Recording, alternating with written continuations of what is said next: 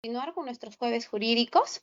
El día de hoy tenemos a un invitado especial, como siempre yo digo, en nombre de la honorable Junta Directiva del Colegio de Abogados de Huaura.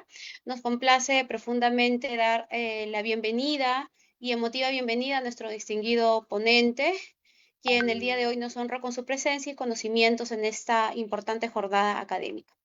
Asimismo, para nosotros, su participación en la capacitación sobre temas jurídicos representa una valiosa oportunidad para reflexionar, aprender y de alguna forma fortalecer nuestras competencias profesionales en un ámbito tan dinámico como es en el derecho.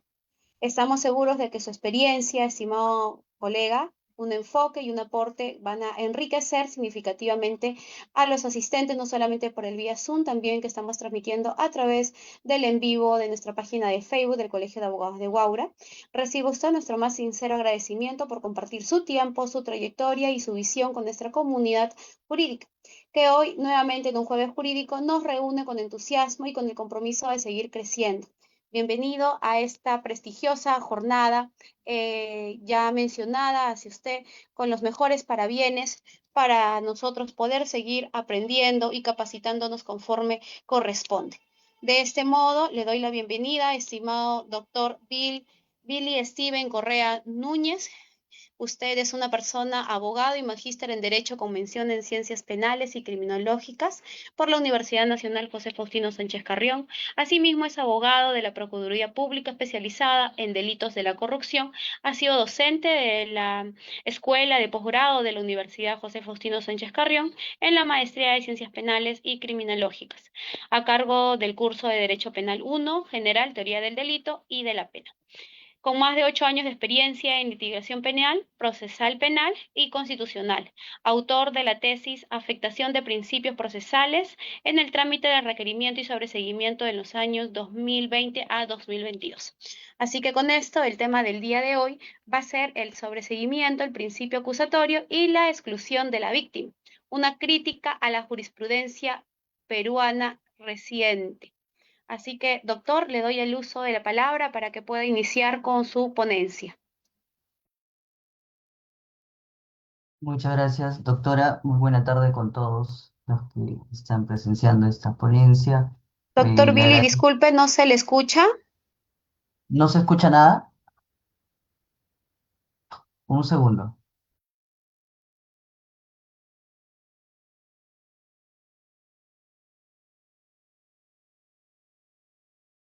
Bueno, mientras el colega va viendo el tema de su audio, por favor, David, a ver si nos puedes confirmar. Como siempre digo, estos jueves jurídicos son temas. Ah, ok. Sí se escucha, estimado colega, me dicen que sí se escucha. Como siempre digo, estos jueves jurídicos son temas únicamente para nosotros seguir creciendo y capacitándonos conjuntamente. El decano, Víctor Alberto Tostazuta, y su junta directiva nuevamente agradece a las personas que se conectan a través de los diferentes medios. Doctor Billy, sí me comentan que sí se escucha. ¿Se me escucha ahora? Sí, sí, doctor Billy. Comience, Perfecto. por favor. Muchísimas gracias. Perfecto. Muy buena tarde, doctora Alison Vera. Agradezco la invitación. Gracias por darme ese espacio, Colegio de Abogados de Huaura, de poder un poco disertar sobre el tema que pienso yo a todos nos debe importar de alguna u otra manera. No tanto porque es una exposición basada o porque mi persona trabaja en una procuraduría pública, en este caso especializada en delitos de corrupción, sino porque el papel dentro de un proceso penal que cumple una procuraduría es el papel de agraviado, actor civil, víctima. Y creo que en esta sociedad en la cual vivimos actualmente, todos estamos muy tendientes a poder ser víctimas más que aún que imputados, ¿no? Ahora existen muchas capacitaciones, tanto para abogados como para estudiantes, sobre la tutela de los derechos del imputado, sobre cómo garantizar mejor sus derechos, pero yo creo, no me creo que me equivoque en esto, de que tenemos menos poca probabilidad de ser imputados que de ser víctimas, ¿no? Y justamente de eso se trata esta pequeña ponencia, de tratar de resaltar cuál es el papel de la víctima, cómo se debe interpretar la participación de esta dentro del proceso penal, qué es lo que podemos hacer si somos, por ejemplo, víctimas de un robo, de qué sé yo, un delito de hurto, tal vez si se tiene algunas amistades que han sido objeto de tocamientos. ¿Qué podemos hacer desde la posición de la víctima? Que es una parte procesal, es un sujeto procesal que es hoy en día, con la jurisprudencia mayoritaria, se está reduciendo al solo pedir dinero. En la primera lámina que ustedes pueden observar es qué hace un procurador público, qué es lo que se hace diariamente en la Procuraduría Pública Especializada en Delitos de Corrupción o cualquier otra Procuraduría Especializada. Para empezar, nosotros evidentemente no somos defensores públicos, ni fiscales, ni jueces. No defendemos intereses particulares, defendemos los intereses del Estado que es agraviado en alguno de los delitos. Entendiendo que esta es una ponencia, un público leo el derecho, se sabe de que el agraviado del Estado es en delitos de corrupción de funcionarios mayoritariamente. También Que es tenemos en delitos de agraviado en tráfico alguno de ilícito de los... drogas, lavado de activos. Siempre el agraviado es el Estado. Y el Estado, por normativa, en base al decreto legislativo 1326, siempre es representado por sus procuradurías especializadas. Entonces, como empecé diciendo, la relevancia del procurador especializado dentro de un proceso penal es la relevancia de la víctima dentro de un proceso penal. Siguiente diapositiva, por favor. ¿Qué es lo que hace la víctima dentro del proceso penal?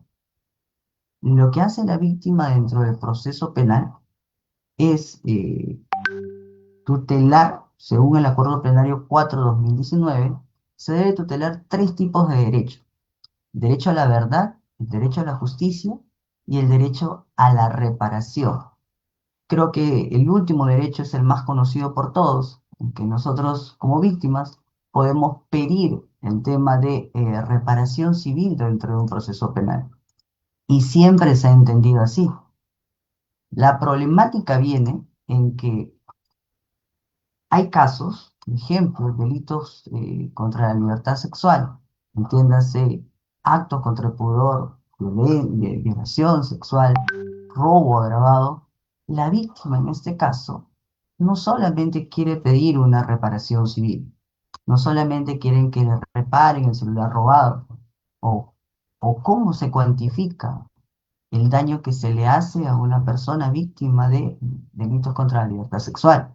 Evidentemente, ese tipo de víctimas no va a requerir solo el tema de la reparación civil. Lo que quiere es, ¿verdad?, que se esclarezcan los hechos y el término de derecho a la justicia, que es que quien le ha hecho presuntamente ese daño pueda ser sancionado, pueda ser procesado dentro de un proceso justo. Eso es lo que se busca y eso es lo que incluso está reconocido, como lo digo, en el Acuerdo Plenario 4/2019 en el Fundamento 15. ¿Por qué les presento esta lámina de tasa de victimización en la costa urbana por tipo de hecho delictivo? Porque como yo les venía diciendo a la introducción de esta ponencia, que tenemos más probabilidad nosotros de ser víctimas de la delincuencia que ser imputados por determinados delitos. Y esta relación de tener más probabilidad de ser víctimas de delincuencia que ser imputados por haber cometido un presunto delito es inversamente a el estudio, tanto procesal como dogmático, que se le hace a la víctima dentro del proceso penal. En palabras simples, se estudia hoy en día más a las garantías del imputado, a cómo debe ser una imputación, tiene que ser una imputación suficiente, a cómo debe valorarse la prueba, a cómo debe darse el control en una acusación formal o sustantiva, en etapa intermedia, a que qué es lo que puede hacer la víctima dentro del proceso penal. Se tiene por sobreentendido de que la víctima lo único que puede hacer en el proceso penal, insisto en esta idea y la remarco, es pedir dinero, ofrecer pruebas para mostrar su daño y coadyuvar en el esclarecimiento de los hechos. No puede más. Y para hacer todo ello, tiene que constituirse en el sujeto procesal denominado actor civil, que está regulado en el artículo 100 del nuevo Código Procesal Penal. Entonces, esta lógica es la que con esta ponencia es la que quiero llevar a reflexión, que la víctima no solo no solo pide dinero, y de que tanto la normativa penal, procesal penal, como les voy a demostrar, como una adecuada interpretación o crítica de la jurisprudencia mayoritaria puede llevarnos a la conclusión de que la víctima, sin ser actor civil, sí puede, sí debería poder luchar sus derechos ya reconocidos de justicia y verdad en el proceso penal. Siguiente lámina, por favor. Pasemos a la siguiente, porque eso sigue relatando el tema de las estadísticas de violencia física sexual en entornos familiares, simplemente para resaltar el tema de cuántas víctimas hay dentro del sistema de justicia penal peruano, no es un dato menor. El CEN, en esta lámina, eh, nos relata de que el CEN ha entendido diferentes casos en referencia a violencia física sexual en los entornos familiares. 140.833 en el año 2021, 133.000 casos en el caso 2022, 142.000 en el 2023, la misma cantidad en 2024, y en enero de ese año, pues el año pasado ya, es 12.423 personas atendidas por delitos de violencia sexual. Siguiente lámina, por favor.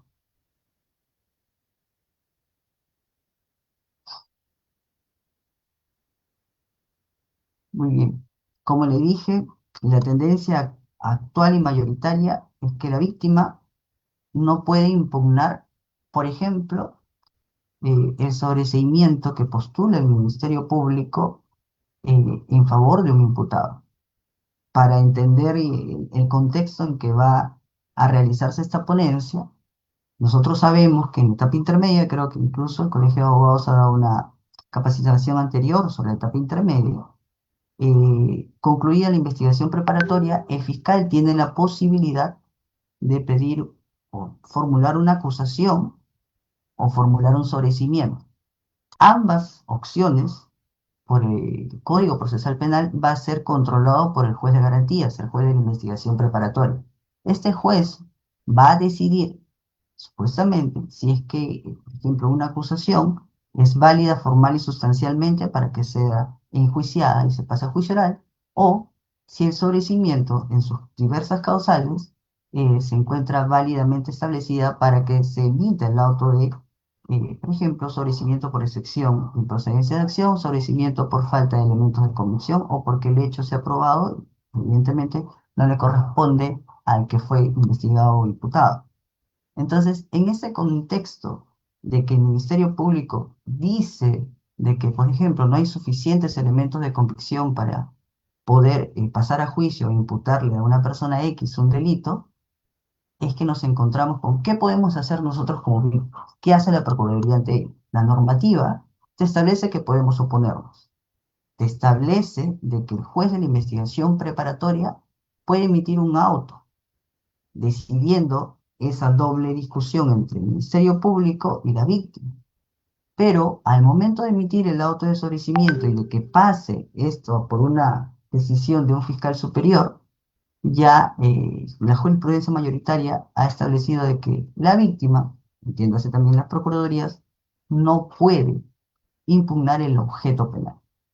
Entonces es por ello que en esta lámina nosotros, quien les habla, pone, no podemos hacer nada más en el proceso penal que pedir dinero según la jurisprudencia mayoritaria. Siguiente lámina, por favor.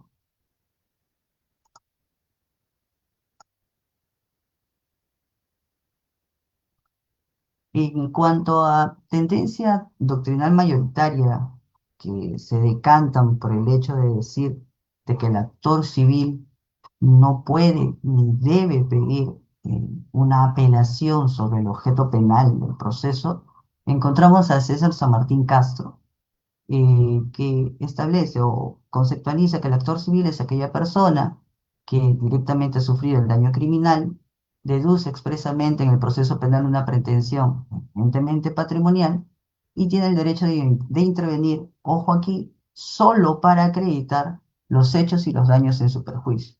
En igual sentido, la doctora Juliana Los Ábalos también conceptualiza al actor civil como que es el actor dentro del proceso que solo le interesa una protección patrimonial, su naturaleza es netamente de índole civil y el actor civil es un sujeto pasivo que le importa el daño indemnizable. De igual opinión es el doctor Iván de Lourdes Martínez Zimbala y el doctor Peña Cabrera Freire, para no estar insistiendo en la conceptualización de que para todos estos autores, muy reconocidos ellos, el actor civil solo le importa su pretensión patrimonial y solo puede intervenir en el proceso penal en la prueba del patrimonio y del daño indemnizable, no más. Siguiente diapositiva, por favor. Y evidentemente, estos autores, en sus diferentes participaciones dentro del proceso penal, uno como juez, otro como defensores, otro como fiscales, generan jurisprudencia y en la actualidad es la tendencia jurisprudencial mayoritaria, no hay que negarlo, la que niega que el actor civil puede impugnar el objeto penal. Ejemplo de ello tenemos todas estas casaciones. La casación 698-2020 Piura, la casación 1990-2021 Pasco, la casación 49-2021 nuevamente de Pasco, casación 2728-2022 de Ucayali, casación 49-2021 y la casación 1146-2022. Todas estas te señalan de que al actor civil no le corresponde impugnar el objeto penal del sobreseimiento. Y acá señalo de manera muy precisa. ¿Por qué hablo de objeto penal? Una resolución judicial puede tener o debe tener un pronunciamiento sobre objeto penal y objeto civil. Porque por mérito, y eso creo que ya está superado, del artículo 2, inciso 3, así se absuelva o así se sobresea el objeto penal de un proceso, se puede dar un fallo fundado, por así decirlo, sobre el objeto civil, ¿no? Porque hay autonomía de las dos pretensiones. Pero mi tema no está tanto a que el actor civil tenga legitimidad sobre lo civil, porque eso está superado. Es la legitimidad que tiene el actor civil para impugnar el objeto penal. Olvidémonos de la reparación, que es lo que, gracias a Dios, ya está superado, que sí se puede pedir, porque lo último sería que nos nieguen eso también. Entonces, ¿cuáles son los fundamentos del actor civil, de la víctima, de las procuradurías especializadas? ¿Cuáles son los fundamentos por el cual nos niegan que nosotros podemos impugnar? La Corte Suprema, en pocas palabras, dice que nosotros solamente debemos ver el objeto civil porque no nos corresponde activar la persecución penal si el Ministerio Público no recurre. Y nuevamente, la casación 19990 repite lo mismo: si la Fiscalía no recurre, tú no puedes activar la persecución civil. La casación 49-2021 profundiza un poco y señala que es absolutamente erróneo entender que el cuestionamiento realizado por el actor civil está sujeto al principio penal acusatorio, en el cual está referido a que no puede existir juicio sin acusación. Esta última se encuentra facultada únicamente para el Ministerio Público. Y este principio funciona para el objeto penal, pero no para el objeto civil. En puridad, lo que te dice la casación 49-2021 de Pasco es de que quien tiene el principio acusatorio es el Ministerio Público. Y con el Ministerio Público es el único sujeto procesal que se rige por el principio acusatorio, es el único que puede impugnar el objeto penal de una resolución. Es decir, si absuelven al imputado, como el Ministerio Público lo acusa, es el único sujeto procesal que puede impugnar esa absolución o ese sobreseimiento, por así decirlo. Y ya luego, el hecho del principio acusatorio en la casación 2788, 49-2021 y 1146-2022 te dicen lo mismo. En conclusión, queridos colegas, por mérito del principio acusatorio, que es que nos enseña que el único sujeto procesal quien puede impugnar es el Ministerio Público, el único sujeto procesal quien puede acusar es el Ministerio Público. Por mérito de este principio, nosotros, actores civiles como víctimas, no podemos decir nada respecto al objeto penal.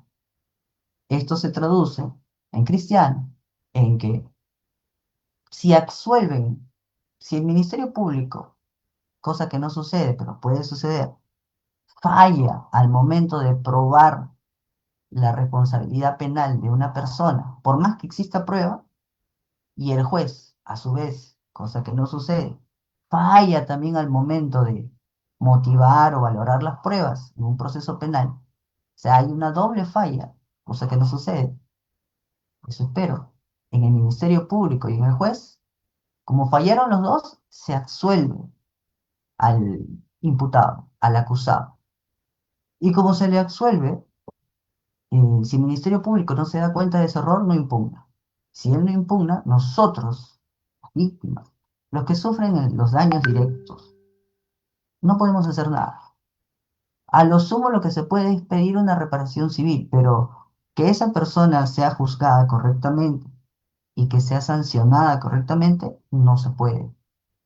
Porque el único que puede impugnar es el Ministerio Público porque ellos fueron los que acusaron.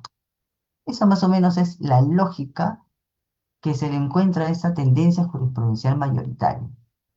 El legitimado, y acá ya viene el tema ya más procesal de legitimidad para obrar y interés para obrar, el único que tiene legitimidad para obrar, según esta tendencia jurisprudencial mayoritaria, es el Ministerio Público. Pasemos a la siguiente lámina, por favor.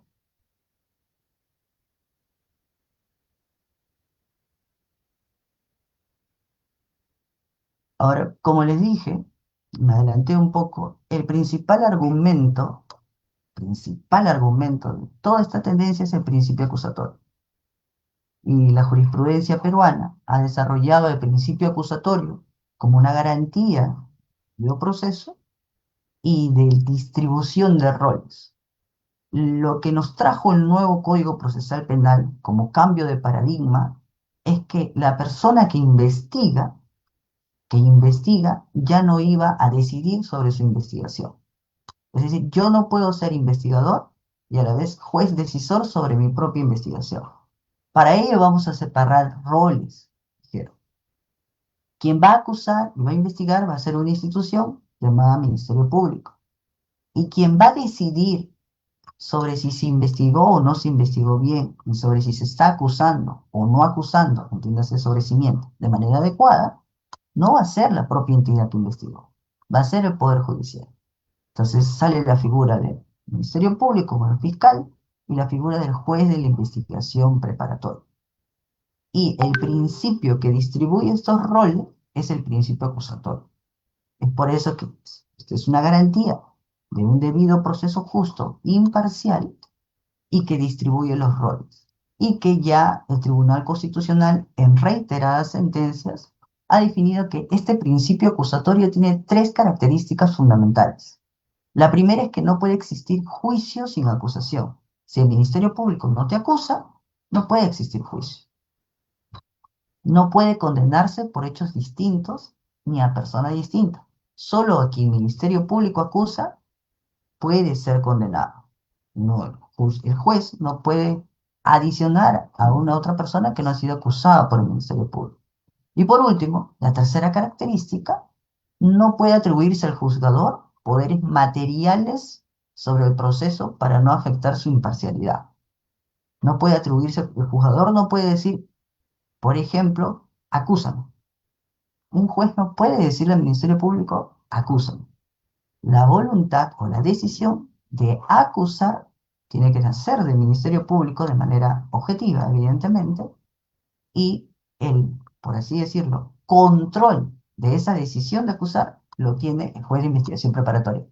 Así funciona el principio acusatorio.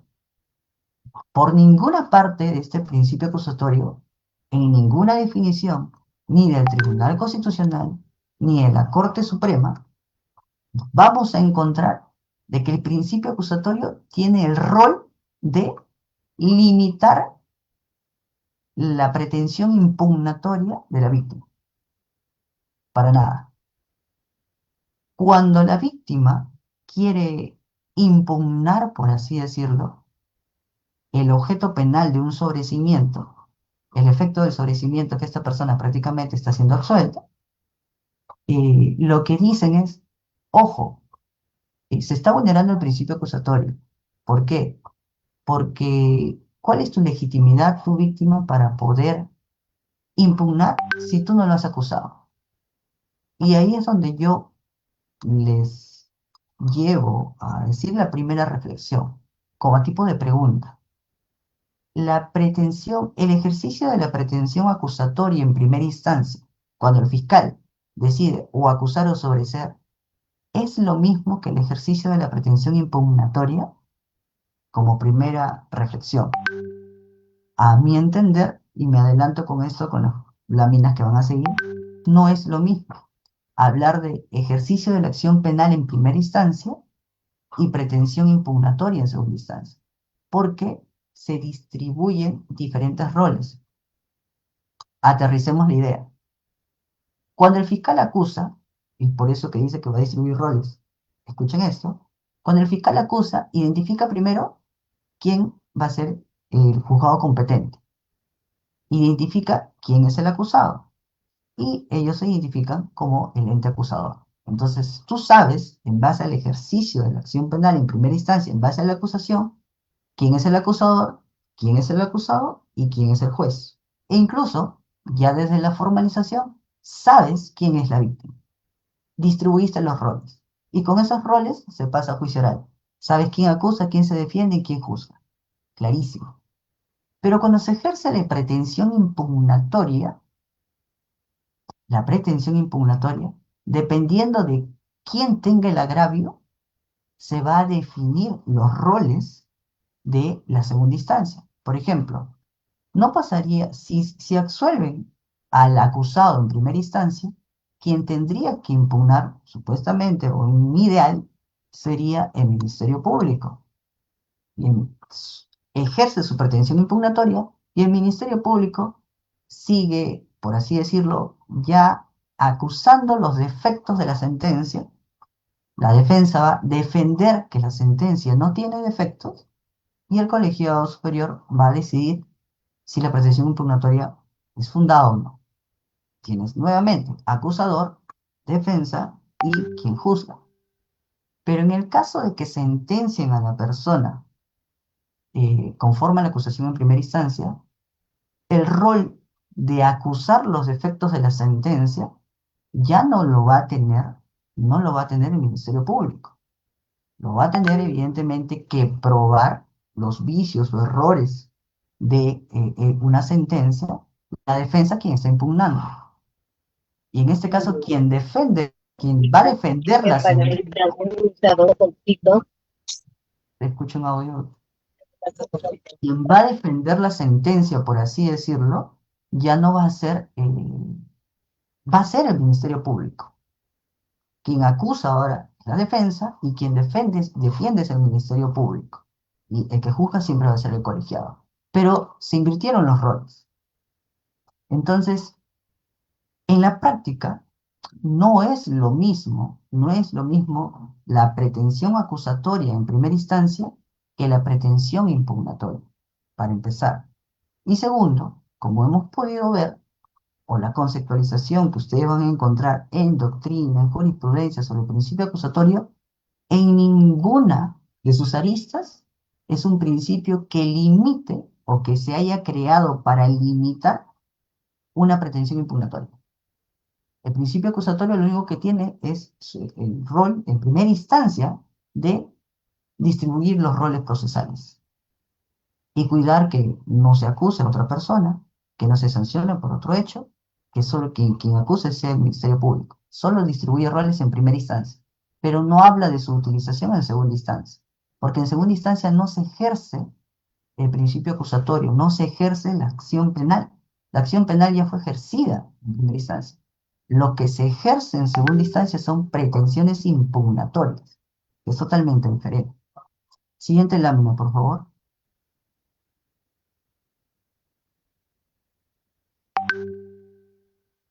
Ahora, otro de los principales fundamentos, al margen del fundamento principalista del principio acusatorio, valga la redundancia, entiendo yo que también, porque en algunas audiencias me las han dicho, es el artículo 104, 105 y 407, inciso 2, en una interpretación sistemática, por así decirlo. El artículo 104 establece que al actor civil eh, corresponde interponer los recursos que la ley prevé. No te dice qué recursos, así que te da amplia facultad para impugnar todo lo que sea de tu interés. Luego el artículo 105 establece otro impedimento legal para la tesis que yo defiendo, por así decirlo, que es que no le está permitido pedir al actor civil sanción. Y como no le está permitido pedir sanción, como no le está permitido pedir sanción, entonces, ¿para qué impugna? Si tú impugnas, pides la reforma y pides que se le imponga una sanción. Como no puedes pedir sanción, entonces no puedes impugnar. Ahí hay un matiz que más adelante lo tocaré. Y por último, el más utilizado por todos los abogados defensores, incluso algunos fiscales, cuando he participado en muchas audiencias, de impugnación de autos de sobreseimiento e incluso impugnación de sentencias absolutorias, siempre sobre el objeto penal, es que el actor civil, el ámbito del recurso de impugnativo del actor civil, solo es respecto al objeto civil de la resolución. Y esto sí es textual. En cada momento me lo saca. Y hay una lectura muy textual del artículo 407, inciso 2. Pero ahora veremos cómo realmente se debería interpretar este artículo, una interpretación sistemática y coherente de la normativa procesal penal. Siguiente diapositiva, por favor.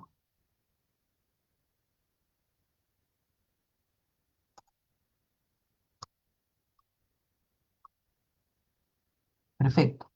Ahora empecemos por señalar cuál fue hasta el año 2017, creo que la última que he encontrado, ya no he encontrado más, que es la del 2021, eh, que hablaba de que el actor civil sí podía impugnar el objeto penal de una resolución. Entiéndase auto de sobreseimiento, entiéndase sentencias absolutorias. ¿Qué decían estas casaciones? Decían de que el agraviado se encuentra en una posición de ser un protagonista dentro del proceso penal y está facultado para participar activamente en todo su desarrollo, ejercitando todos los derechos y garantías que le aseguren la satisfacción de su pretensión. Eso se decía por el año 2011. Ya luego, en el año 2017, se profundizó y se dijo textualmente lo siguiente: Casación 966-2017. La Sala Suprema ha establecido que el derecho del agraviado a impugnar el sobreseimiento y la sentencia absolutoria no está, ojo, no está condicionado a que el fiscal también impugne estas decisiones. Ambos, es decir, ambos sujetos procesales y sus pretensiones, entiéndase, son autónomas frente a una sentencia absolutoria. Siguió el mismo año 2017, fue el mejor año en materia jurisprudencial de este tema para las procuradurías especializadas. Se mencionó que el principio acusatorio no tiene la dimensión de impedir que el órgano jurisdiccional pueda realizar un control de legalidad sobre la resolución impugnada, en función a las alegaciones de las partes, en especial de la víctima recurrente. Con independencia de la posición procesal del fiscal superior, la sala de apelación sí puede establecer que en un concreto motivo de sobreseimiento, recuerden que hay 4 motivos de sobreseimiento, no se amolda a lo dispuesto en el apartado 344, apartado 2 del nuevo Código Procesal Penal, en donde están las 4 causales de sobreseimiento. Por último, la casación nuevamente del 2017, 1989, estableció que si el fiscal superior en grado se encuentra conforme con el sobreseimiento o con la absolución y el tribunal aprecia que tal posición es razonable, aplica el principio acusatorio y de jerarquía. Por el contrario, si el tribunal revisor, en atención a los agravios de la víctima o actor civil, advierte que la decisión de sobreseimiento o absolución no se encuentra debidamente motivada o ha vulnerado el derecho a la prueba, defensa o legalidad, puede anular la decisión y disponer un nuevo pronunciamiento. En puridad, lo que te decía acá, si bien citó el principio acusatorio, pero dijo, si tiene razón la Procuraduría, la víctima, en oponerse al sobreseimiento, y yo veo que es razonable su oposición, es coherente, voy a anular la decisión. Pero si veo que no, no me hago problemas, aplico el principio acusatorio y el principio de jerarquía.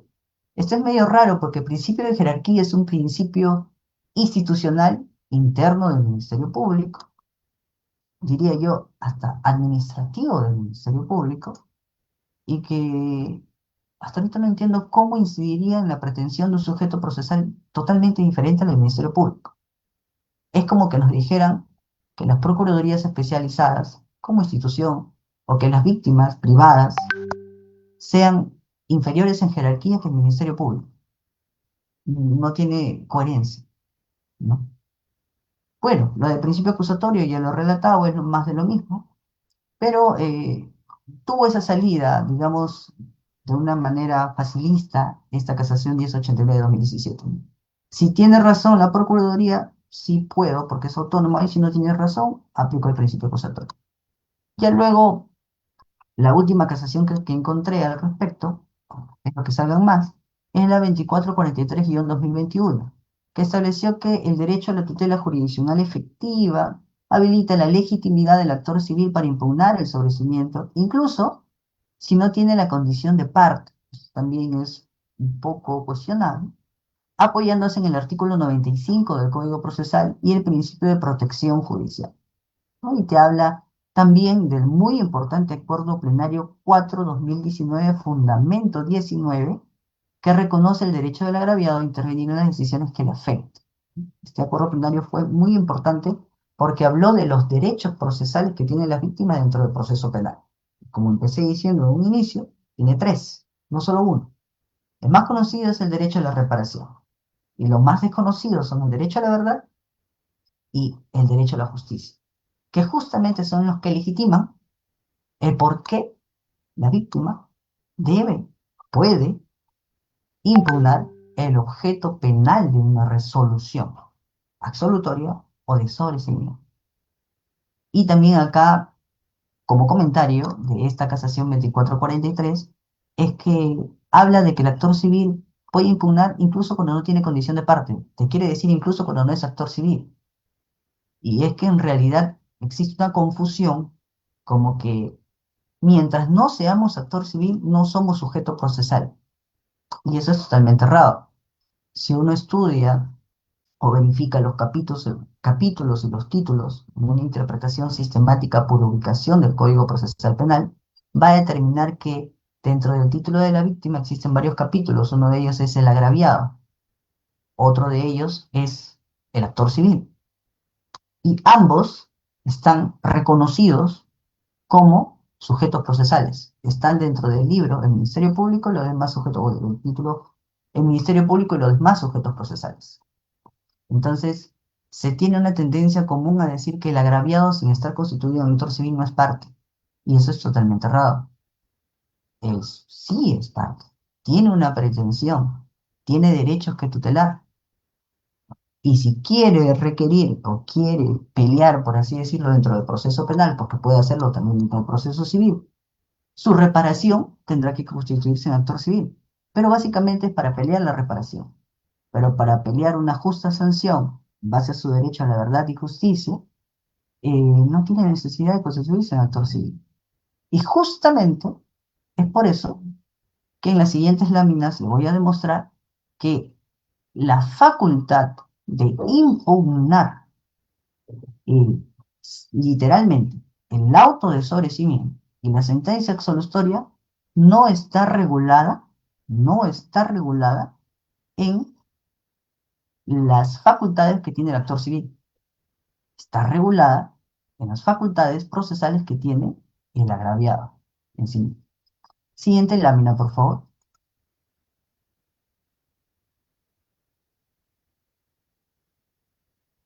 Eh, ¿Cuál es la tendencia jurisprudencial correcta? A mi entender, para poder salir de esta guerra jurisprudencial, por así decirlo, entre esta tendencia jurisprudencial mayoritaria, que es la que actualmente rige, y la tendencia jurisprudencial minoritaria que se ha quedado atrás desde el año 2017-2021, de ahí fueron puras casaciones, entre comillas, garantistas para el imputado. Para mí esto se supera con una correcta interpretación ya no solo del 104, 105 y 407 que antes lo citamos, sino de sumarle el artículo 95 y de una correcta interpretación y aplicación del principio acusatorio, diferenciándolo de la pretensión impugnatoria. Siguiente lámina.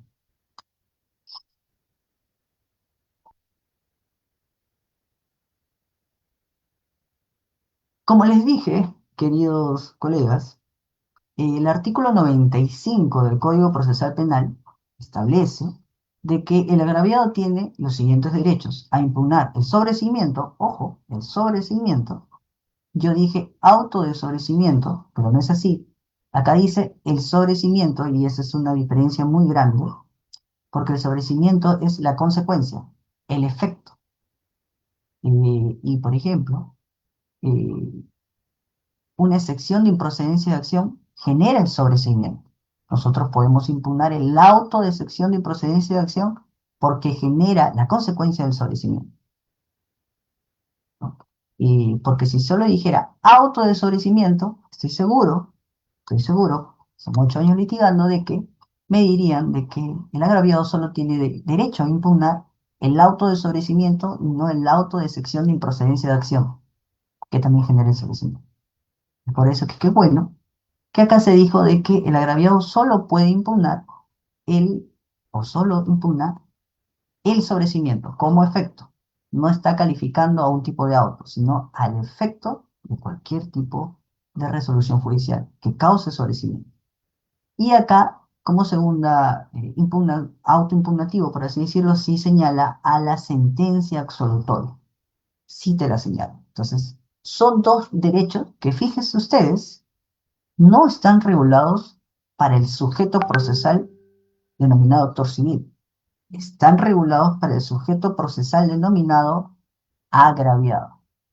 Ahora, más abajo también del artículo 95, yo les he puesto literalmente, de manera dolosa, por así decirlo, el artículo 105, que te habla de las facultades adicionales del actor civil, ¿no? Y que también establece de que no se le está permitido pedir esa acción. El artículo 104, que es básico para una interpretación sistemática correcta. Y de aquí nace todo. Dice lo siguiente: el actor civil, sin perjuicio de los derechos que se le reconocen al agraviado, está facultado para interponer los recursos impugnatorios que la ley prevé.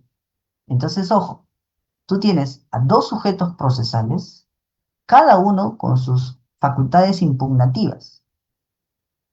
A uno, al agraviado, le das facultades impugnativas específicas sobre todo auto que cause sobreseimiento y sobre la sentencia de absolutoria. Y al actor civil se lo pones aún más general aún. Está facultado para interponer los recursos impugnatorios que la ley prevé.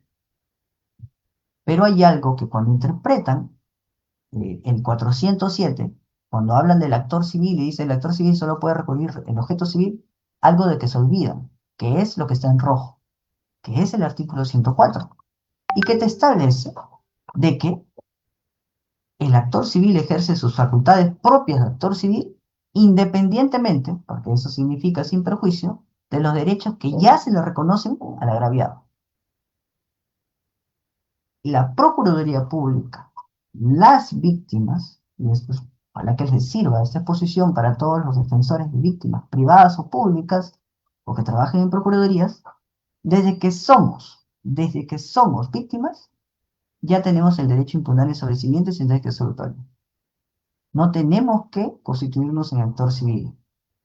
Y aún así no constituiríamos en actor civil, no perdemos evidentemente estos derechos de impugnar todo auto que cause sobreseimiento y toda sentencia absolutoria. No lo perdemos, no lo deberíamos perder. Es un contrasentido decir de que como te convertiste en actor civil y el 407, inciso 2, te señala que solo puedes recurrir el objeto civil, entonces ya no puedes impugnar el objeto penal de un sobreseimiento ni la sentencia absolutoria, porque a ti solo te interesa tu pretensión patrimonial. caen en un razonamiento totalmente circular si ustedes lo quieren observar en materia de argumentación jurídica. Como te convertiste en actor civil, el actor civil solo le interesa la pretensión impugnatoria y solo le interesa el objeto civil. Y como le interesa el objeto civil, es actor civil, el actor civil, y vuelve a repetirse, y vuelve a repetirse. Y no leen lo que está en rojo. Sin perjuicio, el actor civil actúa dentro del proceso penal sin perjuicio de ejercer también las facultades impugnatorias de sobrecimiento y sentencia absolutoria. Ahora, si nosotros nos vamos en materia recursiva, para lo que a cada momento ya hemos redactado por parte de la experiencia de litigio, recursos impugnatorios, el artículo 405 establece, si no me equivoco, el tema de que tú pongas tu facultad impugnativa, cuál es el artículo que te faculta impugnar y cuál es tu interés para impugnar y cuál es el agravio. Entonces, si yo soy actor civil y ya me constituí, soy un procurador especializado, quiero impugnar el objeto penal de una resolución, pondré que el artículo que me habilita a impugnar el objeto penal, no la reparación civil, sino el objeto penal, es el artículo 95, inciso 1, literal D. Ese es el artículo que a mí me faculta impugnar el objeto penal, no el artículo 104, que dice que el actor civil puede interponer recursos impugnatorios. Si es que yo quiero impugnar solo, entiendas, la reparación civil, pondré el 104. Si es que yo quiero impugnar el objeto penal de una resolución, tendré que poner el artículo 95, inciso 1, literal D, porque ese es un derecho que yo tenía como agraviado y que lo puede ejercer sin perjuicio de ser actor civil, tal cual lo dice el 104. Y por ende, como yo estoy utilizando mi derecho como agraviado, el artículo 407, inciso 2, que solo se refiere al actor civil y no al agraviado, no me limita. No es pertinente aplicárselo al agraviado. Ahora, seguro muchos dirán, no, es que se entiende de que si se le limita al actor civil, también debe limitársele al agraviado. Estaríamos incurriendo en una interpretación que está vedada por el Código Procesal Penal, en el título preliminar. Tú puedes interpretar extensivamente para optimizar derechos, pero no puedes interpretar extensivamente para restringir un derecho que está reconocido por el artículo 95 en cristiano. Tú no puedes decir, dice el actor civil, pero también debe decir el agraviado. Y como debe decir el agraviado, entonces tú no tienes derecho a impugnar el sobreseimiento. Es más, si no tienes, ¿para qué está regulado? No debería estar regulado, porque tú solo te interesa el tema patrimonial. Si solo interesa el tema patrimonial, reflexionemos, colegas, ¿para qué se regularon el artículo 95 si es una literal de si nunca se va a poder utilizar? O si siempre se dé, si se va a utilizar solo para el objeto civil. Si se va a utilizar solo para el objeto civil, ¿para qué hubo doble regulación? Se equivocó el legislador, porque al referirse al agraviado, se refería igualmente al actor civil y siempre era para la pretensión civil. Entonces, doblemente digo lo mismo. Es que no es así. Caer en esa interpretación, primero, que está prohibida, y segundo, que te lleva un contrasentido totalmente, un total contrasentido de la lógica de por qué se regula este derecho a impugnar dentro de los derechos del agraviado. Y es simple lógica de pesos y contrapesos en un análisis procesal, ¿no? Si tú estás en la etapa intermedia y hay un requerimiento acusatorio, debe haber una parte que se opone, ¿no? Principio de contradicción, la defensa, y debe haber un juez, y haces una triada en acusación, defensa y juez. Ahora, si regulas que también va a haber un control judicial sobre el requerimiento, pedido de sobrecimiento, debe haber alguien quien defienda. Quien se oponga al sobrecimiento normalmente es el agraviado, quien quiere que se investigue más o que se valore adecuadamente los elementos de convicción para que se acuse. Y el juez lo decidirá. Esa misma lógica de pesos y contrapesos dentro de la decisión de acusar o de sobreseer es lo que se le reconoce. Ahora, si todas las decisiones que se dan en la etapa de acusación son impugnables, no todas, pero algunas, tan impugnables deberían ser las decisiones que se dan en un sobrecimiento. Más aún si éstas ya causan estado. Es decir, si tú tienes una mala decisión sobre una imputación suficiente en la etapa intermedia, disculpen, o tienes una mala decisión sobre los suficientes elementos de convicción en una etapa intermedia, por lo menos tienes la posibilidad de seguir luchando tu posición en un juicio oral. Sigue la posibilidad de la defensa y aún más con más herramientas, porque hay algunas ciertas limitaciones que no se pueden discutir en etapa intermedia, que sí son discutibles en la valoración de fondo en un juicio oral. Pero, ¿qué más oportunidad tienen los agraviados respecto de las decisiones que se toman en etapa intermedia en un sobrecimiento? ¿Tienen un posterior juicio oral? No. Ahí acaba. Entonces, aún más se ve la necesidad de que las decisiones que se tomen en etapa intermedia sean, pues, controladas por un juez de investigación preparatoria y, como este juez es humano, también se puede equivocar, sean objeto de impugnación y, como no, de casación. Pero, en una, creo yo, eh, incorrecta interpretación, muy a su favor de los derechos garantistas del imputado, y también, ¿por qué no decirlo?, de tal vez el mal ego, el orgullo institucional, por así decirlo, de que el Ministerio Público pues es quien investigó y quien sabe mejor los hechos, y ellos sobreseen y debería ser así, es que se llegan a este tipo de interpretaciones que generan las jurisprudencias mayoritarias que he relatado y que cuando vamos a interpretar o ver los artículos del Código Procesal Penal, vemos de que, si bien es cierto, el 407, inciso 2 dice, se limita al actor civil, el 104 establece de que el actor civil no solo ejerce derechos de actor civil, sino también ejerce derechos de agraviado. Y los derechos del agraviado, específicamente, hablan de impugnar el sobrecimiento y sentencia absolutoria, y que no tienen que ver, porque el agraviado no tiene que ver, sin haberse constituido en actor civil, el agraviado no tiene que ver nada con la reparación patrimonial. Cero de reparación patrimonial. Si un agraviado no se constituye en actor civil, y menos mal que eso ya está superado, salvo que ahora me digan que no, con nuevas teorías para tratar de impedir que nosotros participemos, el agraviado que no está constituido en actor civil no tiene nada que ver o no puede pedir una reparación patrimonial. Entonces, si no puede pedir una reparación patrimonial, su pretensión va por otro lado. Y conforme al Acuerdo Plenario 4/2019, son conforme a sus dos derechos adicionales que tiene: derecho a la verdad y derecho a la justicia. Y siguiente diapositiva, por favor. Yo las dejé de ver, no sé si también las veo. Perfecto.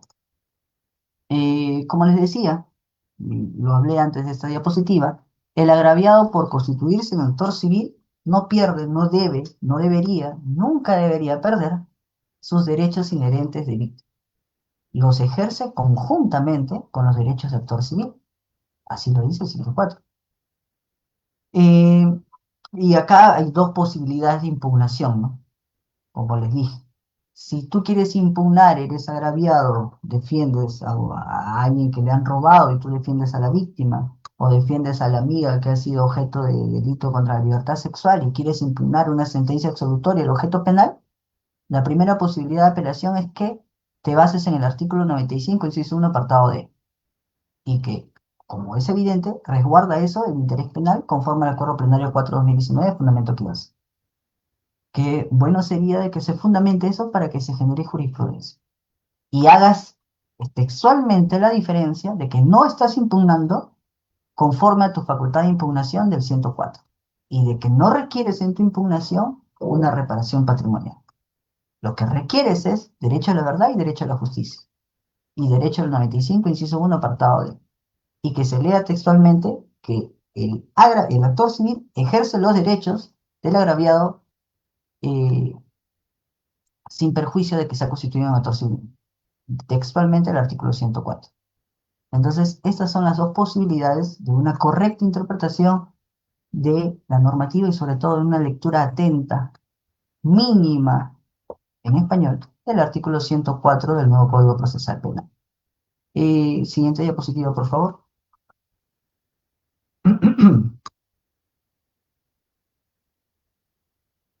Ahora, superado que el agraviado legalmente puede impugnar, preguntémonos, al ejercer esta potestad impugnativa, el agraviado, decir ya yo impugno en base a mi facultad de agraviado, impugnar nada más, ¿se está obligando al Ministerio Público a acusar?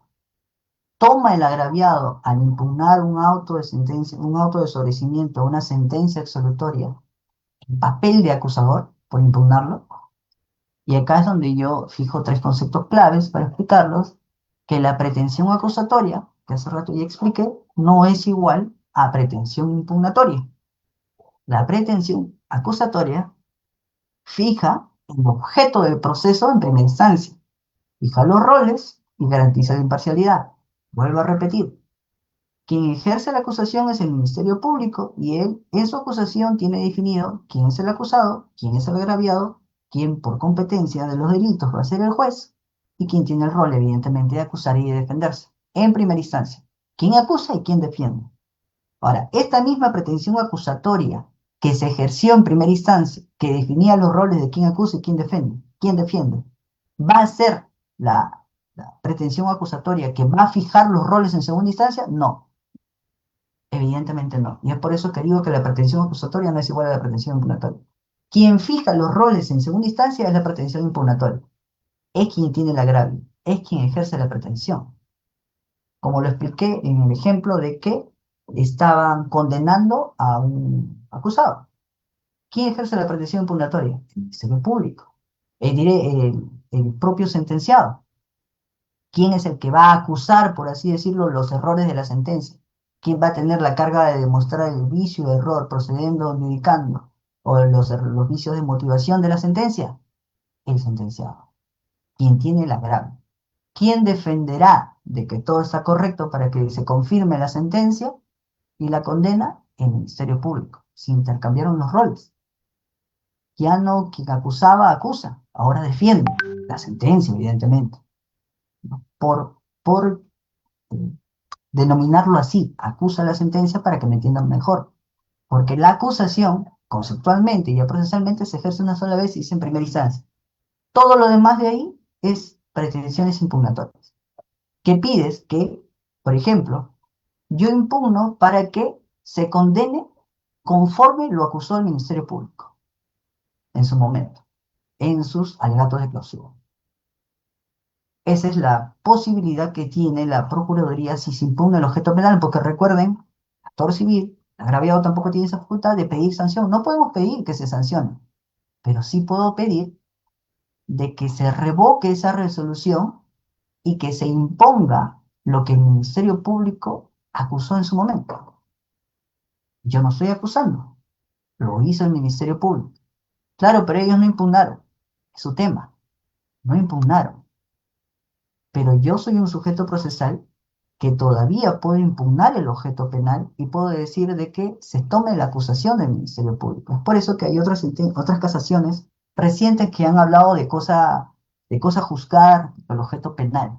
Como el Ministerio Público no impugnó y solo impugnó el actor civil, entonces ya se consintió el objeto penal. Totalmente equivocado. Y justamente esa resolución trae acorde o trae a reflexión el 407, ¿no?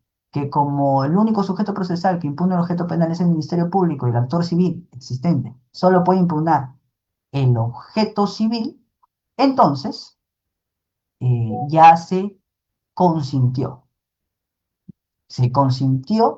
el objeto penal.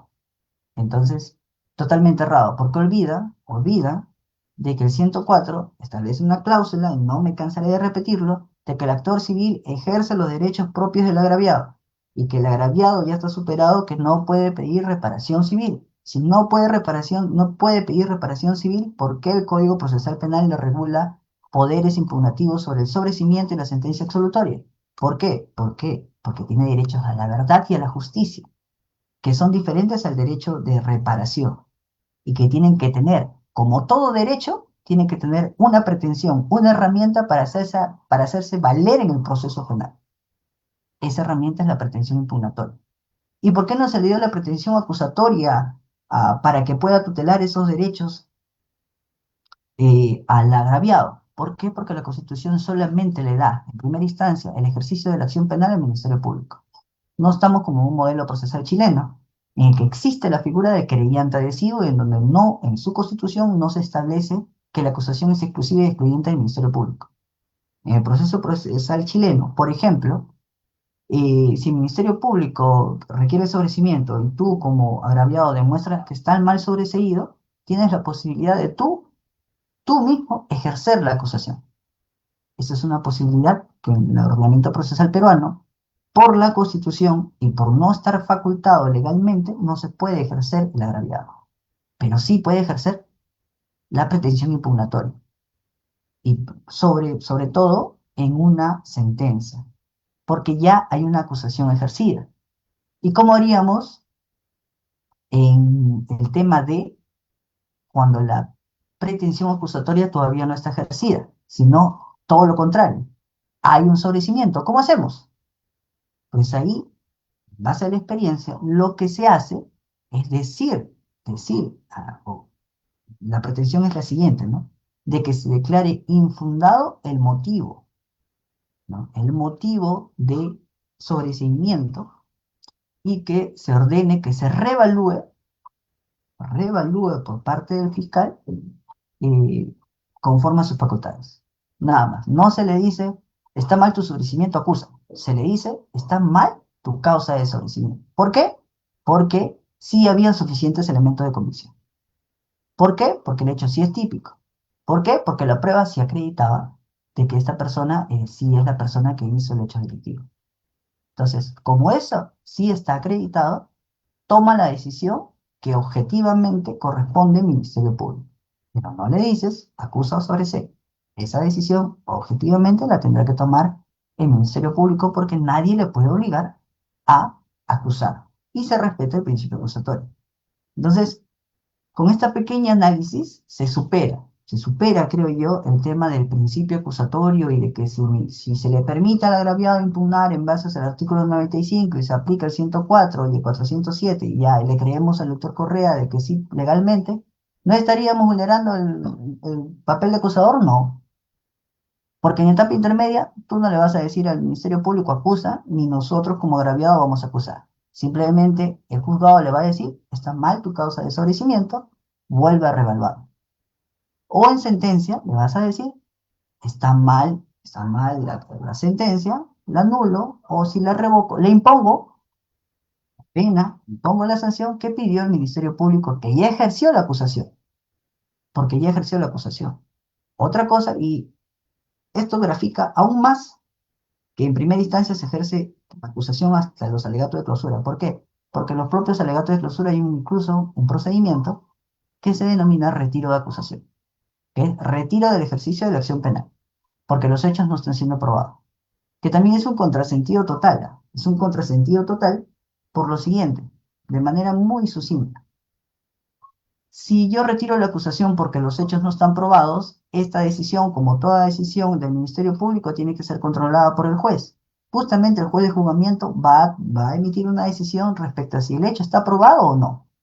¿Qué pasaría si, por ejemplo, para el juez el hecho sí está probado, te deniega, sube en consulta al fiscal superior y el fiscal superior dice, efectivamente, sí está probado? Haz tus alegatos de clausura, acusa. No debiste retirar la acusación, acusas. Ese mismo juez que ya se pronunció sobre los hechos de fondo con pruebas, ¿va a ser el juez de la sentencia? Ya no se vulneró la imparcialidad porque ya hay un auto sobre los hechos probados anteriormente que se ha emitido por este procedimiento insulso para mí de retiro de acusación. Evidentemente, es un rezago el retiro de acusación en los alegatos de clausura de temas inquisitivos, de temas de principios de jerarquía que son propios de administrativos internos del Ministerio Público. No debería, porque todavía está regulado de esa manera. En todo caso, podrían hacerse alegatos en favor de la absolución, así como si existe la posibilidad del Ministerio Público de impugnar en favor del sentenciado.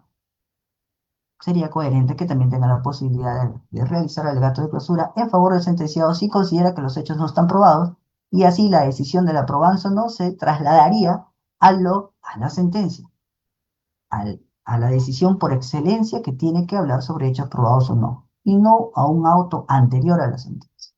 Bueno, para retomar, esta probable o afectación de algunos que dicen del principio acusatorio, si se le permite impugnar el objeto penal al agraviado, se supera con una diferenciación entre pretensión acusatoria y pretensión impugnatoria. Siguiente lámina, por favor.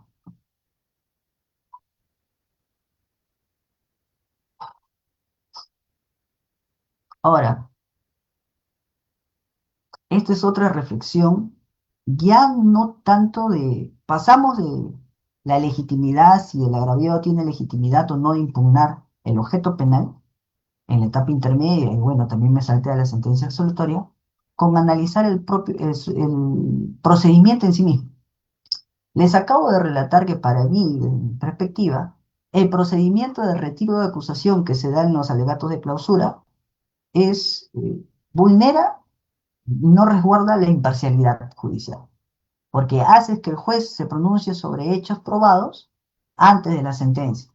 Y si a ti te desaprueban el retiro, aplicando tu principio de jerarquía, hablando con el fiscal superior, eh, ya lo habrías prácticamente parcializado.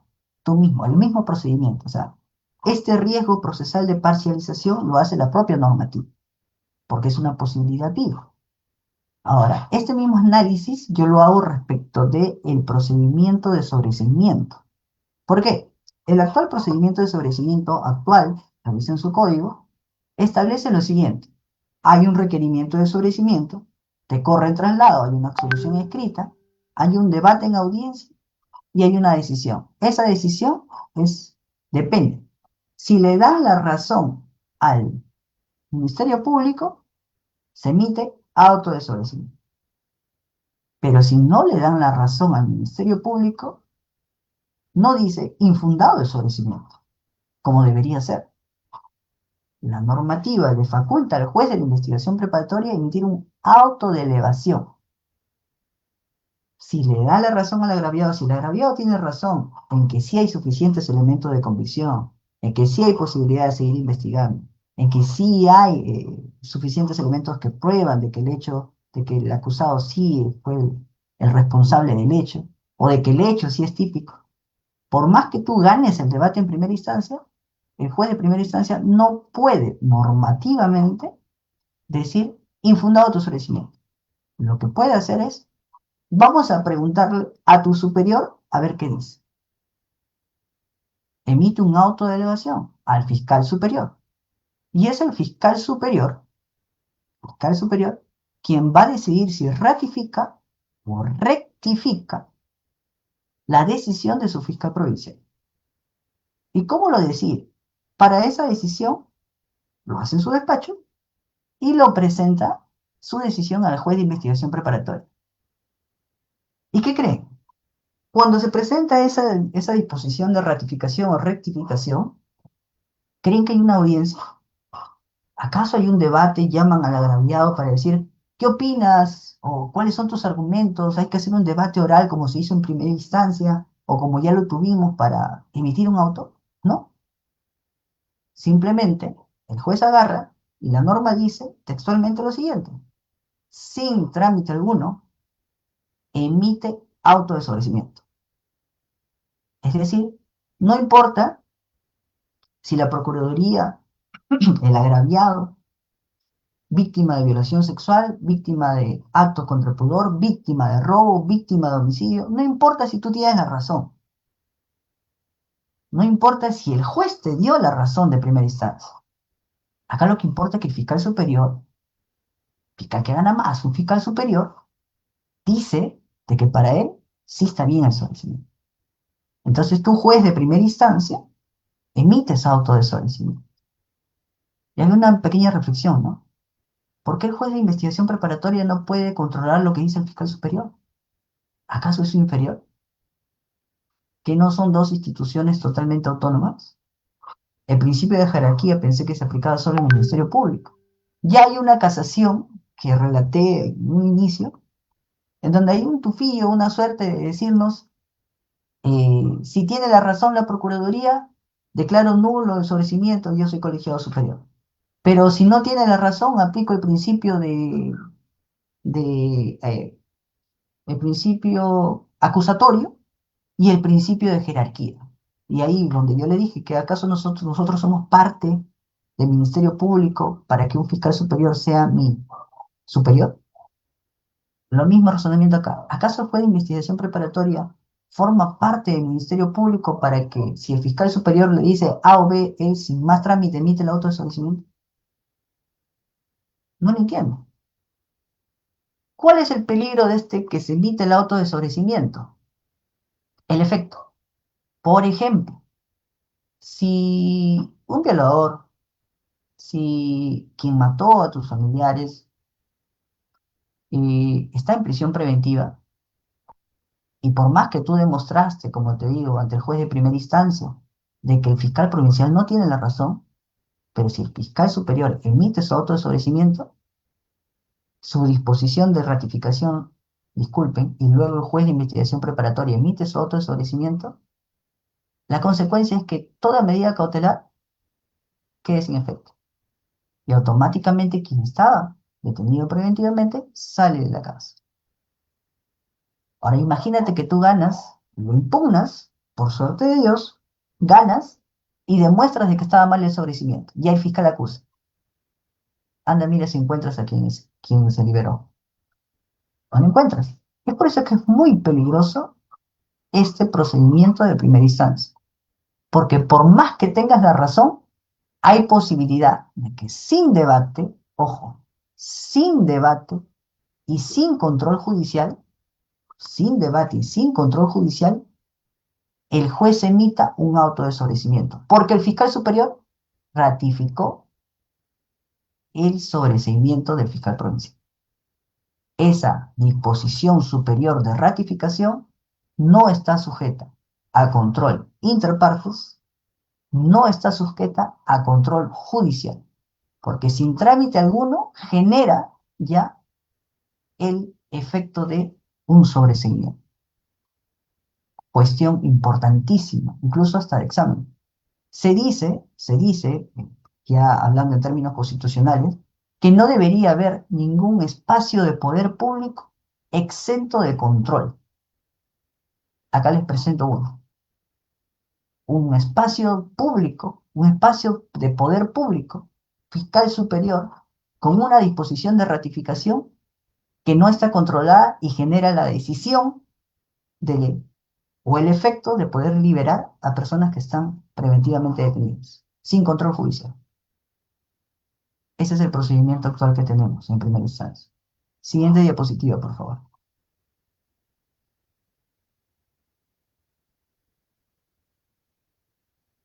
Ahora,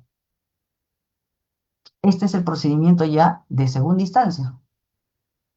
Y acá les voy a comentar o se los grafico conforme a lo que yo pongo costumbre jurisprudencial, que es cómo se vienen tramitando las audiencias desde el año 2018, que estoy en el sistema primero antidrogas en la Sala Nacional y anticorrupción ahora también en lo que ahora se llama Corte de Crimen Organizado. Se emitió, se ratificó por el superior sobrecimiento. El juez emitió el auto de sobrecimiento, sin trámite alguno, sin control judicial. Nosotros impugnamos, apelamos. Hay un debate, nos citan a audiencia. Te presentas a audiencia, llega el mismo fiscal superior que se rectificó. Ya, ponte que sea otro. Se instala la audiencia. ¿Qué creen que nos preguntan?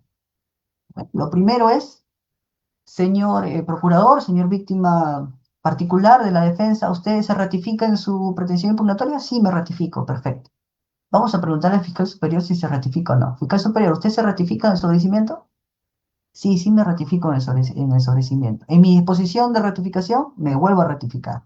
Ah, ya. Entonces, ¿ya para qué debate? La sala increíblemente resuelve lo siguiente. Como el fiscal superior vino a audiencia y se ratificó, entonces eso es suficiente. Como al fiscal no se le puede obligar a acusar, entonces no hay nada que discutir. Entonces, acá hay un tremendo error. ¿Acaso discutir la correcta valoración o correcta sustentación de un requerimiento de sobrecimiento es obligarlo al fiscal a acusar? Decirle o cuestionar al fiscal provincial o al fiscal superior, cuestionarle si está haciendo bien su labor sobreseyendo, ¿es obligarlo a acusar?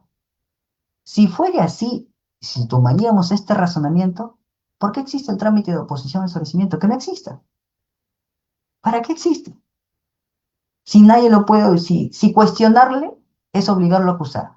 Y si yo no puedo cuestionarlo, ¿para qué me regulan oponerme? Si el juez no puede cuestionarlo, ¿para qué regulan la apelación? Mejor que no exista. Es totalmente ilógico, irrazonable lo que viene pasando con el trámite de los sobreseimientos en la etapa impugnativa y con la jurisprudencia mayoritaria, en que nadie puede obligar a acusar al fiscal. Y como nadie puede obligar, no se le puede criticar, no se le puede decir si está bien o está mal su sobreseimiento. Porque si le decimos que está mal y le devolvemos, entonces presuntivamente, tácitamente le estamos diciendo acusa, cuando ella es totalmente errada.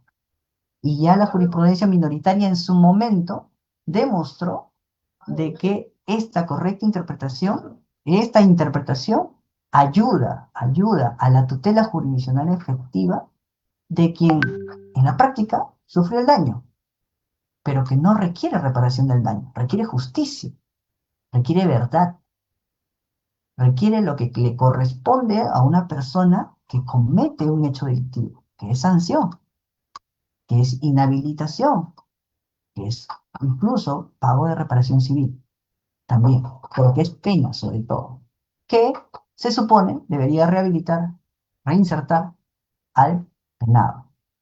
Pero ese es el actual sobreseimiento. Este actual sobreseimiento de primera instancia y segunda instancia claramente vulnera el principio contradictorio.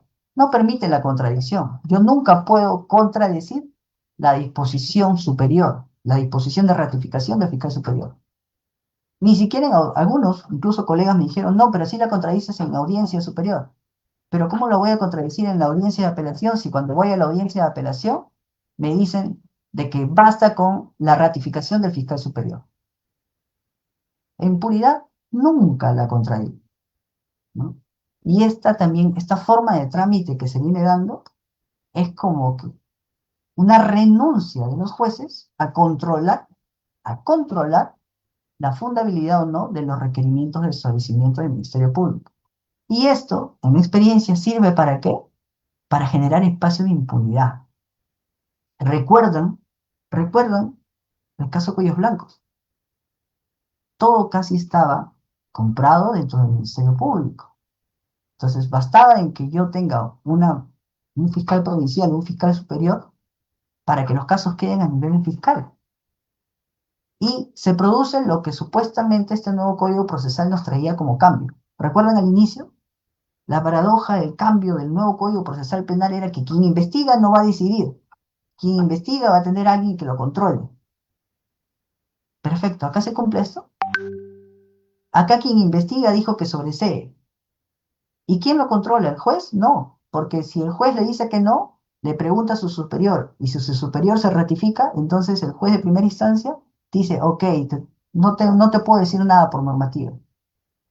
Tienes razón, está bien sobreseído. Lo impugnas que dice la sala superior, no, el fiscal superior se ha ratificado. Entonces ya no hay más que hacer. Nadie lo puede obligar a acusar. En la práctica, la decisión de que esté correcto este sobreseimiento la toma el propio fiscal, porque los jueces renuncian a ese control bajo los dos argumentos del principio acusatorio. Entonces, en la práctica, se violenta incluso el propio principio acusatorio, porque quien investiga es al final quien decide. Así es. Siguiente lámina, por favor.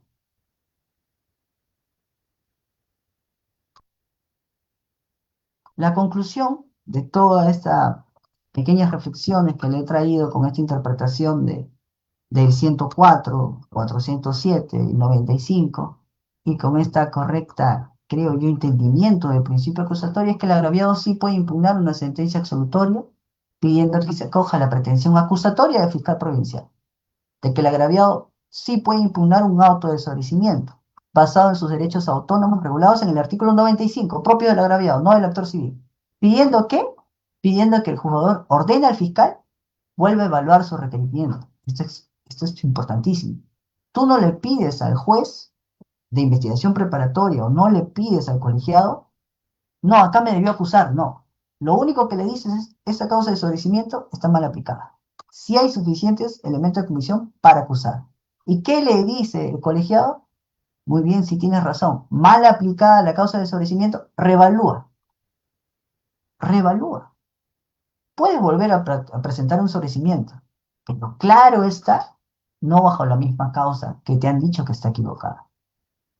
¿Cómo que también puedes presentar tu acusación? En realidad, nadie le está obligando a acusar directamente al fiscal y no se violenta el principio acusatorio. Por último, la relevancia, como empecé al inicio, del procurador público especializado es la relevancia de la víctima y por ende puede impugnar una sentencia absolutoria y un auto de sobrecimiento. Y esto es la idea por la cual luchamos, créanme, cada día a día en los órganos jurisdiccionales, en todas las instancias y de todo el Perú, creo. Siguiente lámina, por favor.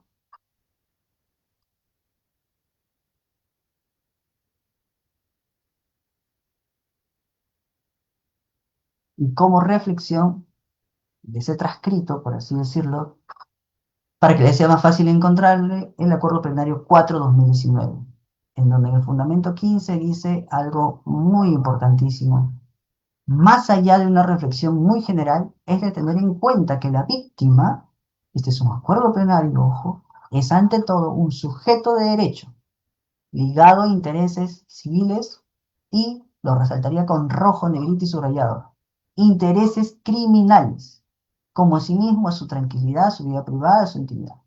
Y a tal fin debe orientarse tanto el derecho en sus diversas ramas, en especial civil, penal y procesal.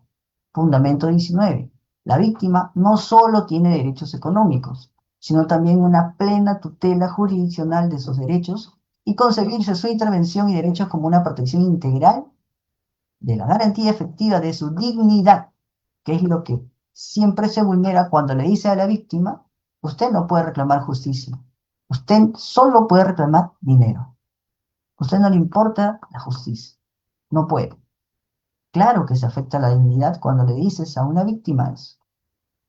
¿Y cómo termina diciendo la Corte Suprema? Termina diciendo lo siguiente. Esta concepción, sin duda alguna, importa replantear una serie de conceptos tradicionalmente entendidos y aplicados y asumir una opción en pro de hacer efectivos los derechos materiales y procesales de la víctima del delito.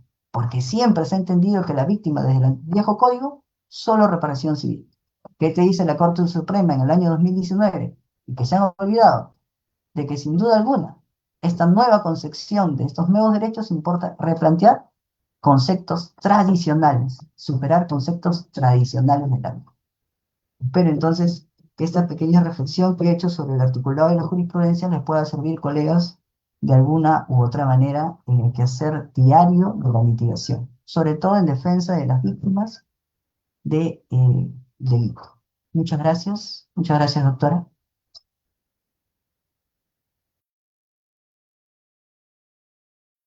Muchas gracias, doctor, a usted por su tiempo y su ponencia.